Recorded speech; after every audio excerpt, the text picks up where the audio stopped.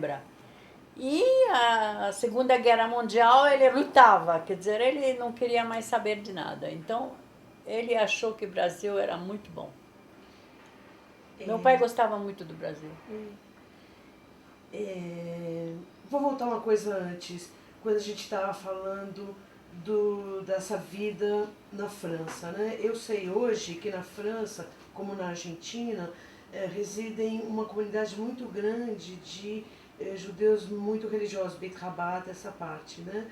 Então eu queria que você fizesse um paralelo do espírito da comunidade, do que você lembra e de hoje, do que vocês... Então eu vou te explicar uma coisa. Quando eu cheguei na França, os franceses, os judeus franceses que viviam lá naquele tempo, eram muito progressistas.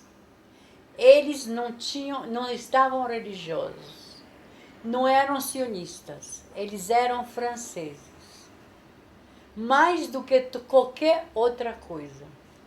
Quando houve a guerra da Algéria, e muitos norte-africanos judeus vieram para a França, eles trouxeram a religião. Aí a França mudou completamente e ficou mais religiosa. Aí apareceu o Beit Rabat, apareceu isso, já apareceu que os Ashkenazim também eram mais religiosos. Mas quando eu cheguei na França, logo depois da guerra, não tinha isso. Pode ser que tinha um núcleo pequeno, mas não chegava a proporções muito grandes e ninguém falava disso. E hoje... Tinha sinagogas, tinha casamentos em sinagogas, mas tudo era por tradição e não por religião. Você acha que isso tem a ver com o efeito da guerra nesses franceses, nesses judeus que foram para a França? Sim, foi. De não querer lembrar? Foi porque eles estavam quase todos escondidos. Muitos filhos nem reencontraram os pais. Muitos pais foram mandados para os campos de concentração. E aquela lembrança de saber que ser judeu é uma coisa que pode trazer a morte, então eles se separaram um pouco disto. Isto é minha opinião pessoal, mas não havia religiosidade.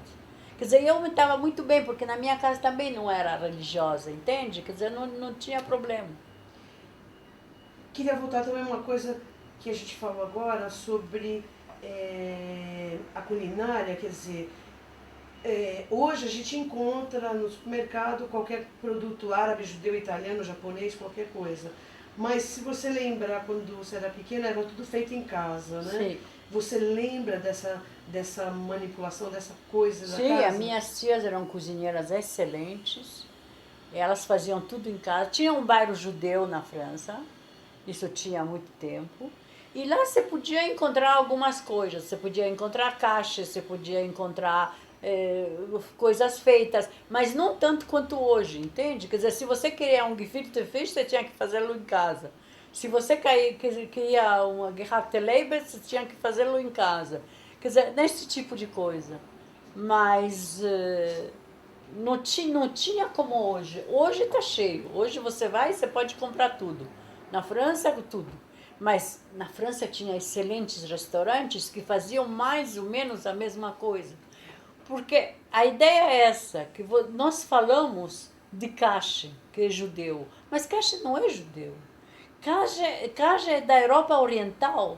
Todo mundo comia Kasher. Os fígado é coisa... Batidinho é tudo, é de lá. Na Polônia se come isto. Não é porque é judeu, porque é polonês. Quer dizer, os judeus da Polônia trouxeram isso. Os judeus da Bessarábia trouxeram outra coisa. E depois se falou que isso é judeu. Mas isso não era... Originalmente, isso não era judeu. Ok. Eu acho que o judeu tem esse talento, essa habilidade, né? Como ele é errante no bom sentido, até de estar em várias terras no mundo inteiro, ele acaba adaptando. Sim, adaptando, né? As coisas, E eu achei engraçado o comentário que você falou, olha, não era tinha bons restaurantes, mas não era exatamente como a comida feita em casa, né? Claro. Né? Que- Porque não claro existe que é. um arroz igual ao outro, né? É. Não existe. Não, mas falando de culinária, então eu vou te citar um fato. A minha avó materna não era um religioso, nem a avó, nem. Mas a minha avó materna era mais tradicionalista. Então a minha mãe queria que eu comesse presunto quando eu era criança. Mas a minha avó nunca deixaria comer presunto no prato que ela ia comer. Então eu comi presunto na casa dela, mas dentro de um papel. Você entende? Quer dizer, eram esse tipo de coisa. Quer dizer, ela não era kasher. Ela não, mas presunto nas pratos dela ela não queria. Super ideia, hein? Você tira, né, do contato, né? Pronto. Você lembra você na cozinha com essas tias? Além